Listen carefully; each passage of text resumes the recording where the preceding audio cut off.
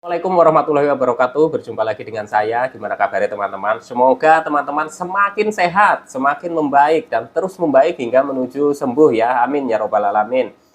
Oke, untuk kesempatan kali ini saya masih berbagi lagi ya seputaran gangguan asam lambung, GERD, dan anxiety yang pernah saya alami ya teman-teman. Semoga apa yang saya bagikan ini bermanfaat buat teman-teman dalam menghadapi gangguan asam lambung, GERD, dan anxiety. Dan bisa memotivasi teman-teman supaya teman-teman tetap semangat dalam menghadapinya hingga membaik dan sembuh ya. Amin ya robbal alamin. Jadi untuk kesempatan kali ini saya mau mencoba membahas beberapa pertanyaan dari teman-teman yang ada di kolom komentar video saya ya. Karena banyak sekali pertanyaan dari teman-teman yang belum saya jawab ya. Mohon dimaklumi karena keterbatasan waktu ya. Insya Allah akan saya jawab satu persatu ya teman-teman ya. Kembali lagi saya sampaikan ya teman-teman, saya bukanlah dokter. Saya bukan ahli medis, bukan ahli hipnoterapi, bukan ahli herbal maupun obat-obatan lainnya. Saya hanya orang yang pernah menderita gangguan asam lambung, GERD, dan anxiety ya teman-teman ya. Dengan begitu banyaknya sensasi baik di fisik maupun di psikis. Oke teman-teman ya. Langsung saja untuk menyingkat durasinya ya. Ini pertanyaan dari akunnya Wiwi Nugraha ya. Mas, katanya ada yang bilang bisa dikatakan sembuh apabila 4 poin ini sudah nggak ada. Leher mengganjal, panas dada, nggak gemeter bila telat makan, eh, nggak sesak napas. Keempat sensasi itu sudah hilang, tapi kalau kerja sedikit masih lemas, detak jantung masih belum normal, apa bisa dikatakan sembuh? Jawab ya mas, maklum penderita anxiety suka linglung, gampang lupa. Oke ya teman-teman, akan saya jawab sesuai dengan pengalaman saya ya, pengalaman yang pernah saya alami ya teman-teman ya. Mungkin memang kondisinya itu berbeda-beda masing-masing orang ya teman-teman. Gangguan asam lambung, GERD, dan anxiety itu bisa saja ada perbedaan ya teman-teman dari sensasi yang kita rasakan ya. Tapi untuk keempat sensasi ini memang menurut saya itu adalah sensasi pokok ya. Ketika kita mengalami GERD itu pasti kita sering merasakan itu dada panas ya, tenggorokan itu mengganjal. Dan ketika dada panas itu kita merasakan nafas itu seperti sesak ya, atau nafasnya itu pendek ya teman-teman. Dan ketika kita itu telat makan atau kondisi asam lambung tinggi gitu ya teman-teman, kita itu sering gemetar ya teman-teman, gemetar. Nah, tanda-tanda ini ya bisa dikatakan sembuh atau belum ya teman-teman. Ini menurut saya itu tergantung teman-teman masing-masing. Ketika teman-teman memang sudah tidak merasakan itu dan teman-teman sudah merasa teman-teman itu sudah, oh saya itu sudah biasa lagi, ya bisa dikatakan itu sembuh ya teman-teman ya. Tapi kalau saya dulu kan memang bukan hanya GERD saja ya teman-teman, saya sudah disertai dengan kecemasan yang berlebih. Jadi ketika saya sudah tidak merasakan keempat sensasi itu ya, dada panas, tenggorokan mengganjal, sering napas sering pendek gitu ya teman-teman ya, terus kayak sesak nafas, terus sering gemeter dan sensasi-sensasi yang lainnya ya teman-teman ya, saya sudah tidak merasakan itu dan saya sudah mulai merasa sudah membaik ya teman-teman ya. Tapi untuk gangguan kecemasannya atau sensasi-sensasi psikis ya, takut ini, takut itu, terus masih khawatir ini, masih khawatir itu, terus masih sering cemas, terus masih sering kepikiran gitu. Itu masih ya teman-teman ya. Jadi dulu saya itu memang prosesnya itu bertahap ya. Dari sensasi yang seperti ini ya, kita sudah mulai membaik dari sensasi fisik ya teman-teman ya. Kita bertahap ke sensasi psikis kita ya teman-teman ya. Jadi pada saat itu ya, ketika saya sudah tidak merasakan sensasi-sensasi fisik ya, 90% sensasi-sensasi fisik yang timbul ya, bukan hanya 4 poin itu saja ya teman-teman ya, tapi saya masih merasakan yang namanya kecemasan, kekhawatiran ya. Pokoknya sensasi-sensasi psikis itu ya teman-teman ya. Saya itu mulai ya teman-teman ya, mulai memahami lagi kenapa ya saya sudah tidak merasakan sensasi fisik tapi kok saya itu masih cemas, masih sering khawatir, masih sering takut gitu ya teman-teman. Nah itu saya amati, saya pelajari ya, saya pahami terus ya teman-teman. Ternyata memang itu butuh proses ya teman-teman. Ketika kita sudah terlalu lama merasakan dari gangguan ini ya, apalagi sensasi-sensasi fisik ya teman-teman yang timbul setiap hari gitu ya. Tentunya ketika kita sudah tidak merasakan itu, kita itu butuh penyesuaian lagi ya teman-teman ya, penyesuaian lagi. Jadi ketika kita sudah tidak merasakan itu pun ya, kadang di pikiran kita itu masih, saya mau ke sana takut ini kumat, saya mau ke situ wah takut nanti saya itu kambuh lagi, saya mau ini nanti jangan-jangan nanti malah saya napasnya itu sesek dan lain-lain gitu ya teman-teman. Nah Disinilah kita harus amati ya teman-teman, bahwa kita itu masih di tahap penyesuaian ya. Ketika kita udah sembuh dari sensasi-sensasi itu ya, kita itu ada penyesuaian lagi ya teman-teman. Itu pengalaman saya ya teman-teman ya. Jadi ketika sudah tidak merasakan sensasi fisik itu ya, ketika kita bawa kerja atau kita bawa aktivitas gitu ya, kita masih terasa sering ngos-ngosan, terus sering capek gitu ya, itu sesuatu hal yang wajar, teman-teman nggak usah takut ya, karena memang itu prosesnya. Saya pun dulu seperti itu.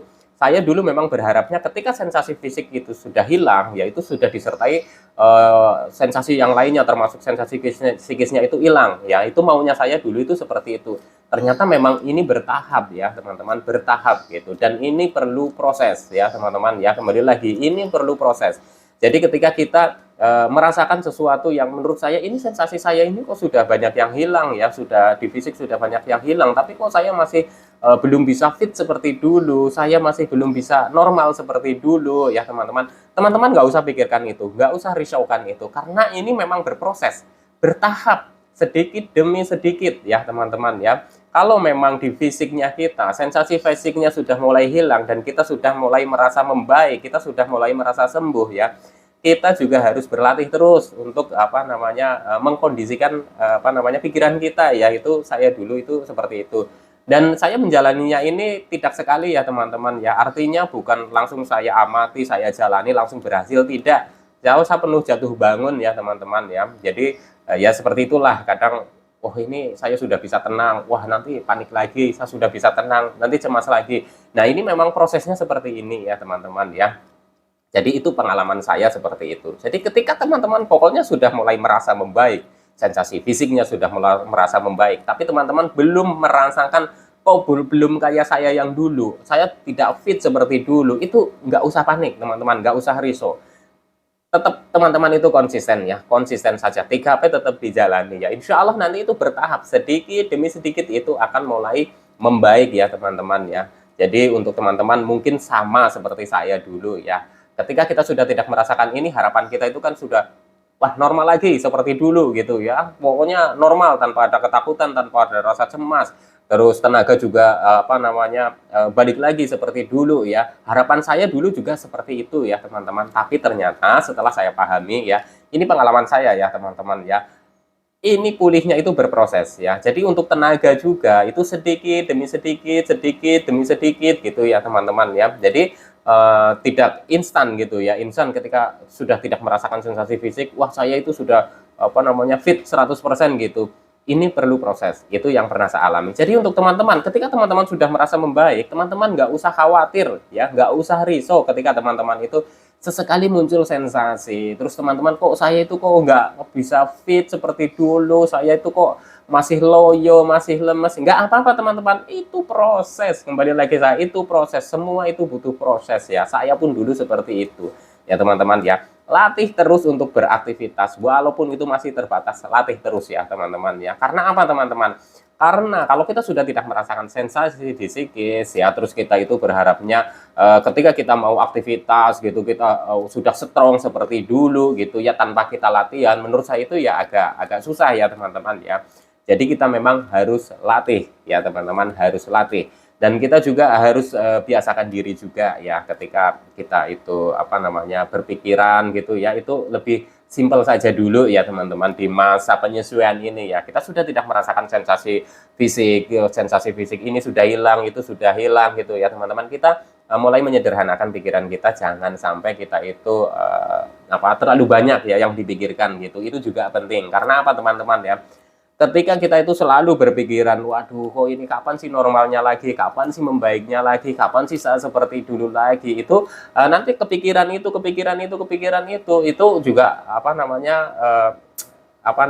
kita itu terlalu berat bebannya ya teman-teman, dan itu bisa menguras energi dan bisa memunculkan sensasi yang tadinya sudah nggak ada jadi muncul lagi ya teman-teman ya. Tentunya teman-teman tetap harus diimbangi dengan 3P secara konsisten. Insya Allah nanti teman-teman juga akan membaik ya. Ini prosesnya sedikit demi sedikit, pahami ini ya teman-teman ya.